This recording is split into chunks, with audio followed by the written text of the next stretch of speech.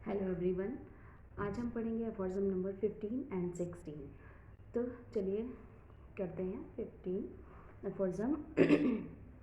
The affections of white morbidly deranged spirit like dynamism any vital force that animate our body in the invisible interior and the totality of the outwardly cognizable symptoms produced by it in the organism and representing the existing malady constitute a whole.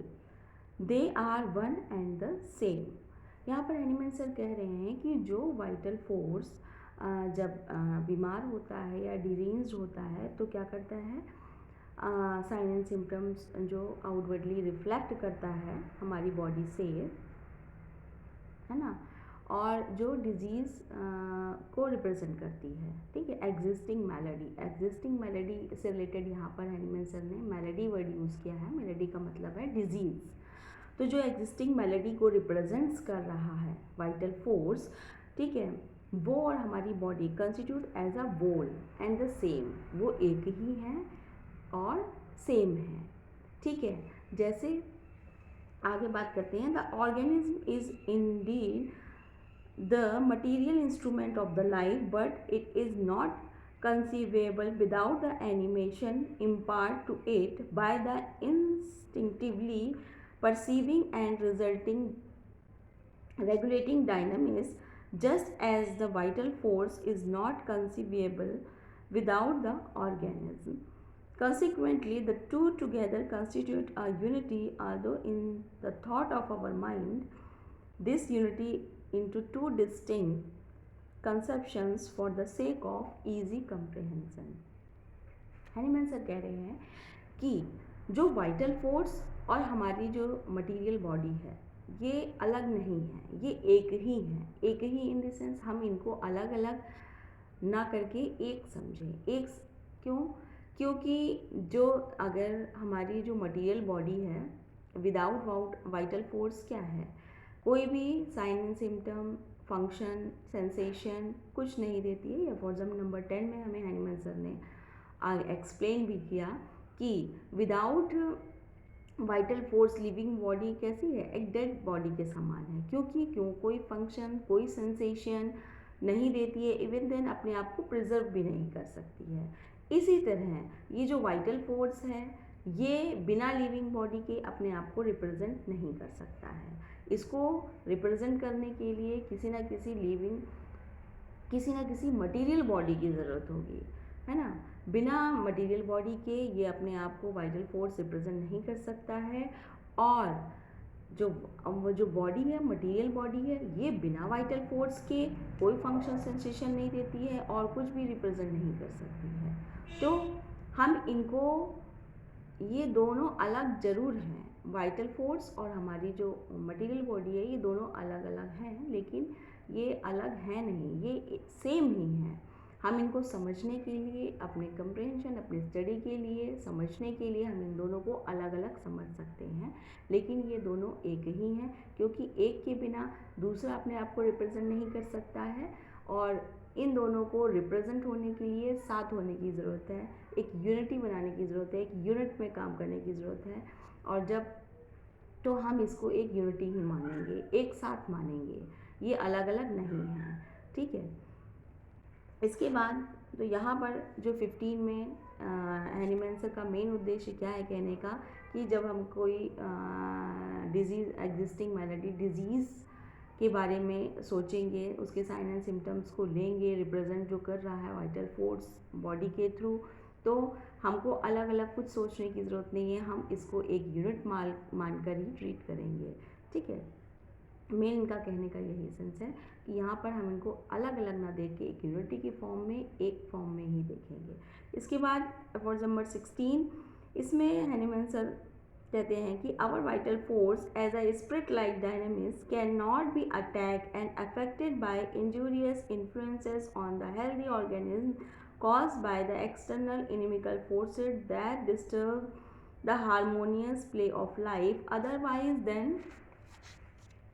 in a spirit like dynamic way, and in Like manner, all such morbid derangements cannot be removed from it by the physician in any other way than by the spirit-like and dynamic virtual alternative powers of the serviceable medicines acting upon our spirit-like vital force, which perceive them through the medium of that sentient faculty of the nerves everywhere present in the organism, so that it is only by their dynamic action on the vital force that remedies are able to reestablish and do actually reestablish health and vital harmony after the changes in the health of the patient cognizable by our senses.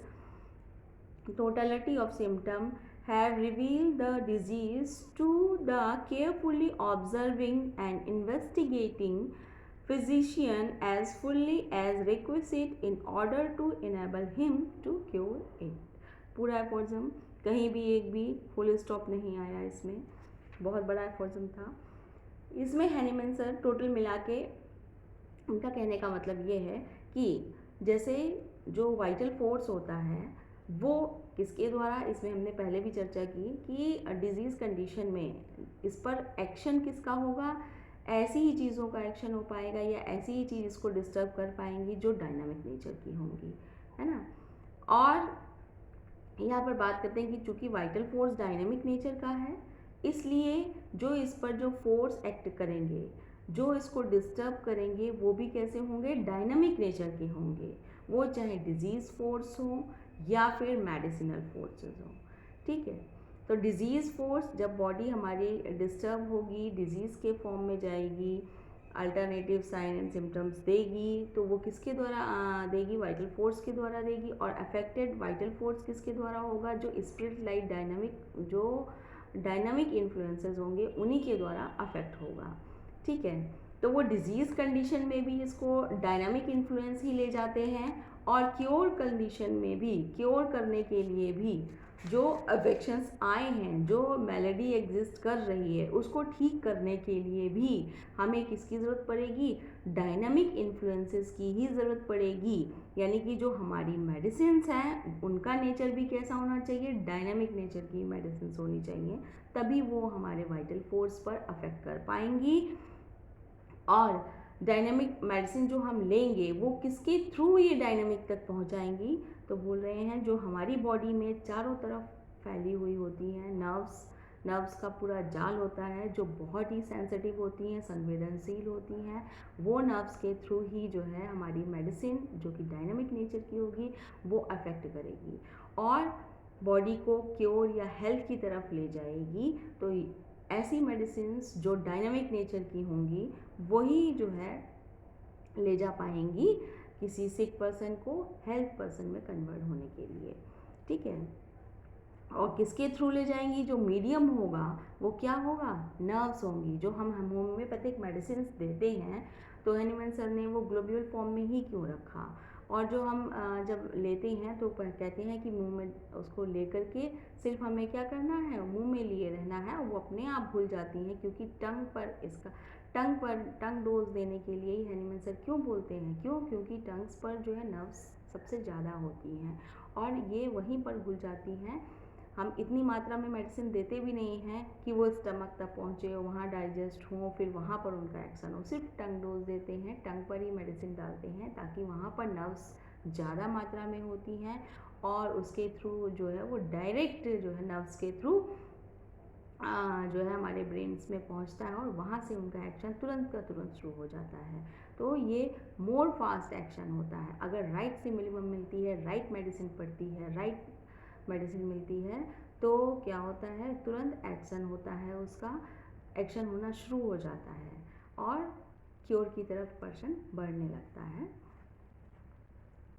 Total यहाँ पर कहने का मतलब यही है Hahnemann sir के 16 एफोर्जम में कि जो हमारे अंदर जो डिजीज़ प्रोड्यूस होती हैं वो भी डायनामिक इन्फ्लुएंसेस ही प्रोड्यूस करते हैं और उसको क्योर की तरफ ले जाने वाली भी जो चीज़ें हैं वो डायनामिक नेचर की होती हैं, डायनामिक मेडिसिन ही होती हैं हमारी, जो क्योर की तरफ पर्सन को लेके जाएंगी।